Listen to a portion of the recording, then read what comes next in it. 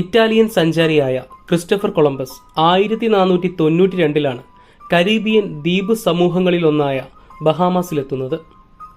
അവിടെ കണ്ട ഒരു കൂട്ടം മനുഷ്യരെപ്പറ്റി അദ്ദേഹം തന്റെ കുറിപ്പുകളിൽ എഴുതിയിരുന്നു.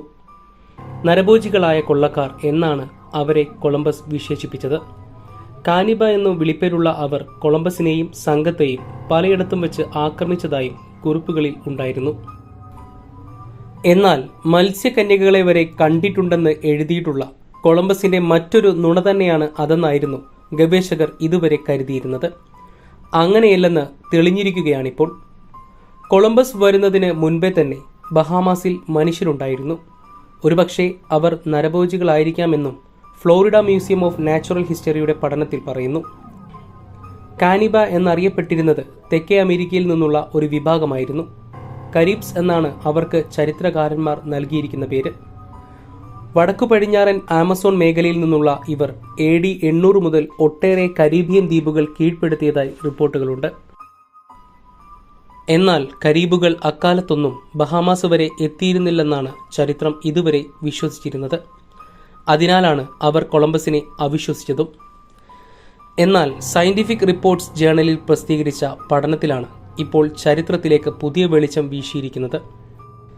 ഇത്രയും കാലം കരീബിയൻ ദ്വീപുകളിലെ പാത്രങ്ങളും മറ്റ് കരകൗശല വസ്തുക്കളുമൊക്കെ പരിശോധിച്ചായിരുന്നു കരീബുകളുടെ ദേശാടനം സംബന്ധിച്ച തെളിവുകൾ ശേഖരിച്ചിരുന്നത്.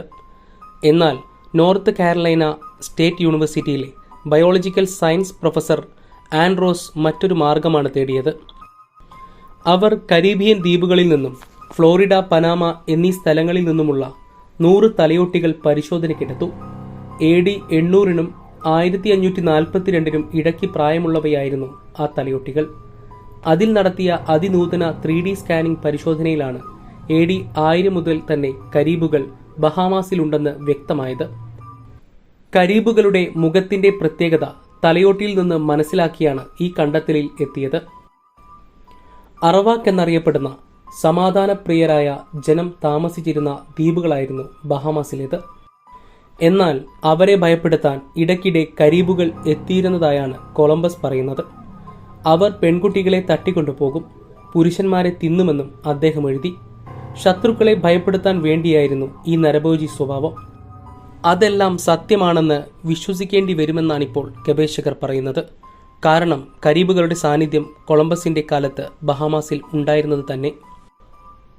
മെയ്ലാക്കോയിഡ് എന്നറിയപ്പെടുന്ന പ്രത്യേകതരം മൺപാത്രങ്ങൾ എങ്ങനെയാണ് പല കരീബിയൻ ദ്വീപുകളിൽ AD 800 മുതൽ എത്തിയതെന്നും ഗവേഷകർ അന്വേഷിച്ചു കൊണ്ടിരിക്കുകയാണ്.